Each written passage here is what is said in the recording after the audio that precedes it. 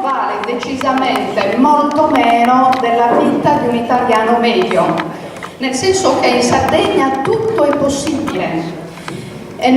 Come è stato preso atto del fallimento dei vecchi modelli di sviluppo, chiaramente legati al petrolio, non c'è stata una riconversione equa, ecocompatibile ed ecosostenibile di quel tipo di economia, nel senso che quel modello di sviluppo continua a puntare a far crescere il profitto per i soliti notti e impoverimento per le popolazioni sarde, il nostro territorio e il nostro ambiente. Allora il dovere di difenderlo, il nostro territorio, è che di fatto fa parte del nostro patrimonio identitario, è l'unica ricchezza che noi sardi abbiamo, quindi dobbiamo difenderlo perché si consuma, è irriproducibile. Da qui la necessità sia le popolazioni, le cittadinanze, sia le istituzioni che prendano assolutamente, che facciano scelte eque per la difesa di questo grande bene.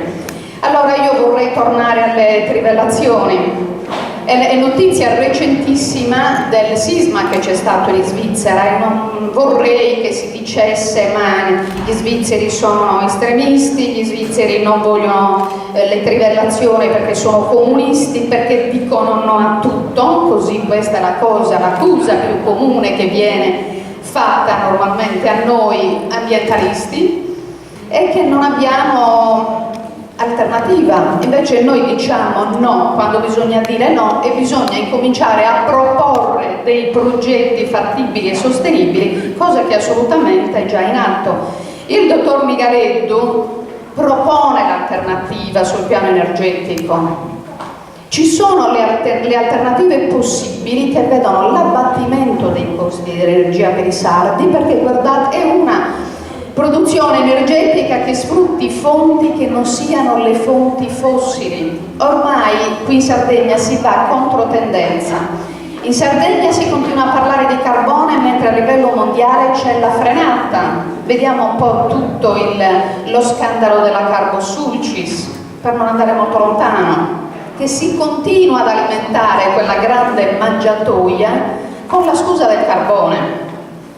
Per non parlare poi del regalo che ci ha fatto la Merkel, che lei parla, è molto attenta adesso ai problemi della Sardegna, ma i suoi regali li ha già fatti, si chiama E.ON, e anche per la E.ON ci sono state forze politiche che continuavano a insistere sul fatto che bisognava spingere e accelerare i tempi per il polo a carbone. Questa è la situazione generale. Attualmente tutto quello che viene proposto a livello istituzionale vede un ulteriore saccheggio del nostro territorio, quindi ancora trivelle, ma noi ci siamo chiesti davvero se abbiamo bisogno di quell'energia. A che pro noi dobbiamo portare avanti quei progetti? Sono progetti di distruzione del territorio, di distruzione della salute, di distruzione delle nostre economie.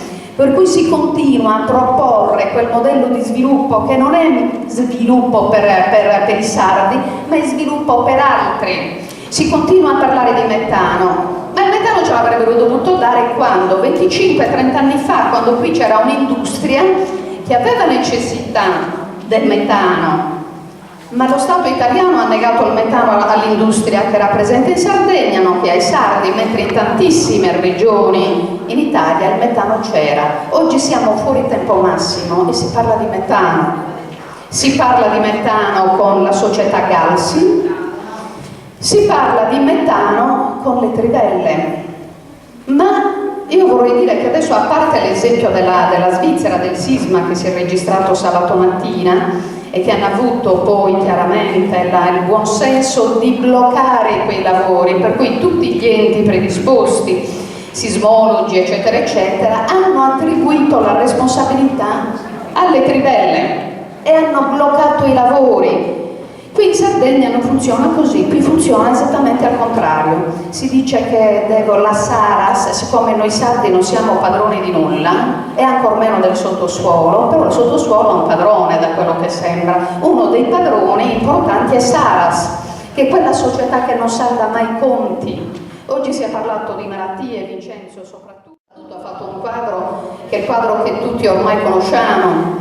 È un quadro terrificante perché l'incidenza dei tumori, ma non solo dei tumori in Sardegna, cioè tutte le patologie croniche progressive che comunque portano a morte, hanno raggiunto veramente dei pic elevatissimi. E qui in Sardegna purtroppo questi dati sono molto allarmanti, quindi come patologie croniche progressive che portano irrimediabilmente a morte. E quindi abbiamo tutti i problemi legati alle allergie, alla broncopneumopatie croniche ostruttive, il caso del diabete che ha avuto un'impennata spaventosa. Vincenzo oggi non ha voluto parlare dei danni della Saras, però quelli sono danni che non sono solo a San Rocco, sono i danni che praticamente vengono prodotti in tutto il Golfo di Cagliari, per cui lo stato di salute dell'area di Cagliari, che è fortemente, cioè grave, perché a Cagliari c'è un'area molto ammalata e ha due paternità. Uno si chiama Macchiareddu, quindi termovalorizzatori di Macchiareddu, e l'altro si chiama Saras. Per cui qui dobbiamo cercare di capire innanzitutto perché tutto questo succede. Questo succede perché in Sardegna manca colpevolmente un piano energetico. Il piano energetico noi non l'abbiamo perché non lo voglio. E invece bisogna spingere come il discorso del registro tumori. È chiaro che a seconda delle sedi torna scomodo, perché non è il caso che vengano denunciate così ufficialmente i dati sulle incidenze delle malattie che poi portano a morte la nostra gente. Altro problema gravissimo che è quello della interferenza di tutte le sostanze inquinanti sul DNA.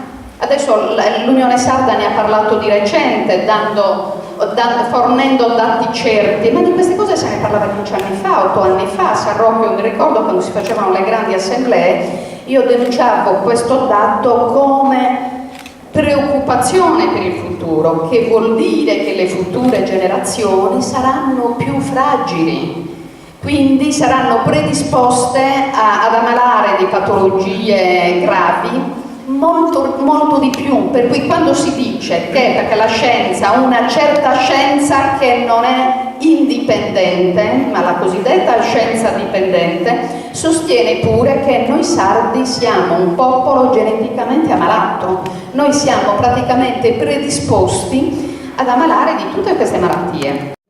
Quando la Saras si offre volontaria, dico Saras adesso perché è piuttosto incriminata, ma non è l'unica, abbiamo anche l'ENI, e quando decidono di sponsorizzare la ricerca, certo che sono generosi, ma per avere una ricerca di che tipo? Per avere una ricerca assolutamente dipendente e drogata.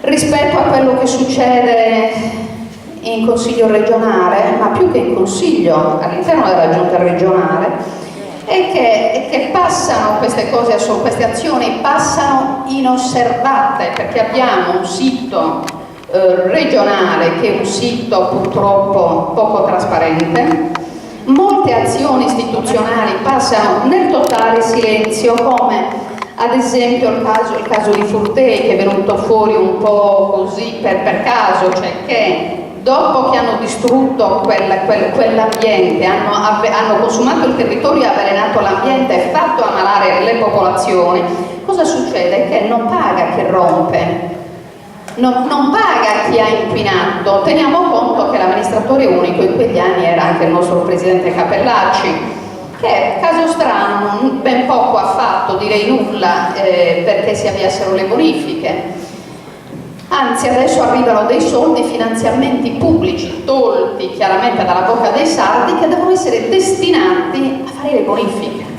Ma un altro caso è quello della Maddalena. Alla Maddalena, anche quello sito di interesse nazionale, fortemente inquinato, che cosa succede? Succede che il governo italiano fa un regalo alla regione Sardegna, e cioè lo libera facendo ricadere sui sardi i costi della bonifica, per cui se noi vogliamo le bonifiche alla Maddalena dobbiamo pagarcele, non paga più chi ha prodotto i danni, e quindi questo è un po' l'andazzo generale.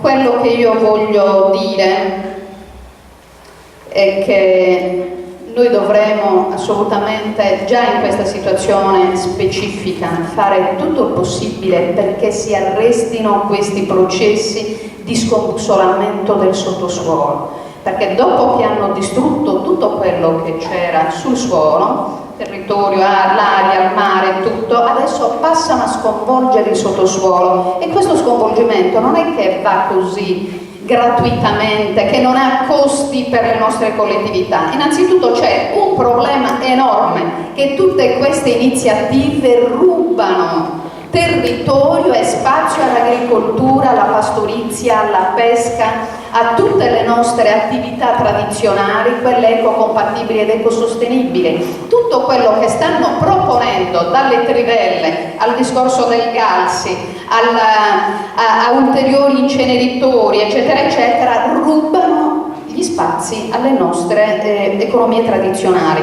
Noi come sardi dovremmo farci una domanda. Primo, se noi abbiamo davvero necessità che si produca ancora energia, è stato appurato con i dati che noi non abbiamo necessità. Ebbene, quindi questa energia per chi viene prodotta? Per gli altri? Benissimo, ma vogliamo fare un piano dei costi, un piano dei costi per noi? Cioè, che cosa ci costa un'operazione di questo tipo? E invece non esiste un piano dei costi. Noi siamo destinati ai costi-benefici. Benefici non ne abbiamo solo costi.